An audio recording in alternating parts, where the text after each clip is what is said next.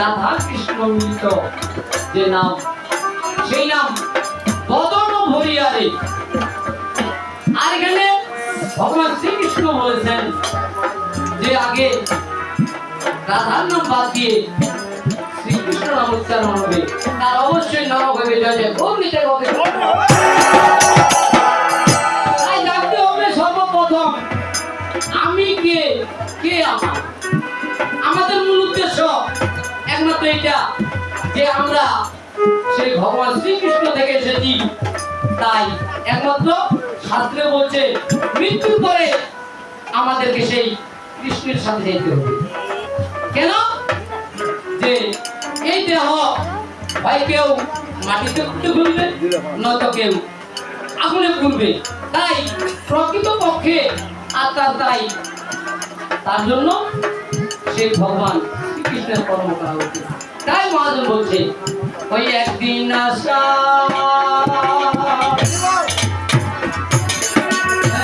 একদিন যাওয়া,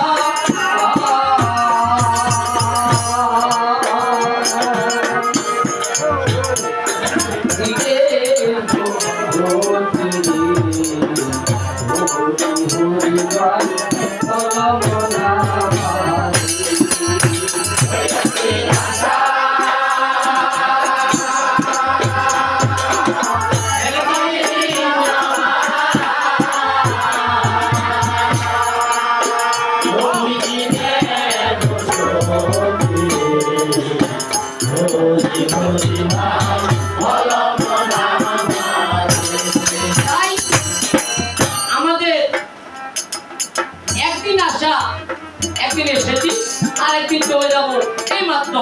এর মধ্যে কি করতে হবে আমাদেরকে? এর মধ্যে আমাদেরকে ধর্ম করতে হবে। শাস্ত্রে বলেছে যে ধর্মতন্তু সাক্ষাৎ ভগবান প্রণীত। তাহলে ভগবান কি বলছে ভাগবতে 6:3-19 ধর্ম হলো স্বয়ং ভগবানের প্রণীত আইন। সেই আইন অনুসারে মানুষের চলা উচিত। জল্পনা কল্পনার মধ্যে মন করা ধর্ম তৈরি করলে তাকে ধর্ম বলে গ্রহণ করা যাবে না। ভগবান যা বলছে ঠিক তাই আমাদেরকে করতে হবে। কেউ বলেন যে আমার মনে হয় এটা করা উচিত, অথবা অমুক বলে এটা করা উচিত, তমুক বলে এটা করা উচিত, সেটা নয়। তাই ধর্ম হলো মহাজনের পথ অনুসরণ করে শ্রীকৃষ্ণ ভাবনা যুক্ত হইয়া প্রকৃত ধর্মে সাধিত হইতে হয়। যে গৌরীতে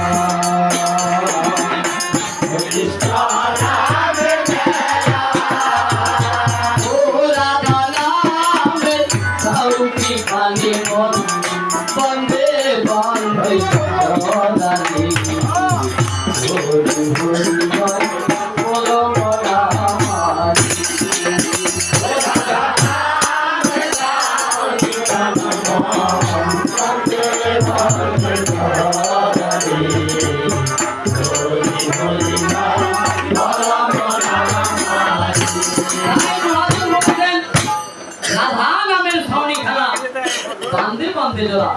তাই পুরাণে শ্রীকৃষ্ণ পুরাণে বলেছেন শ্রীকৃষ্ণের বাম পার্শ্ব থেকে আবির্ভূত হয়েছে।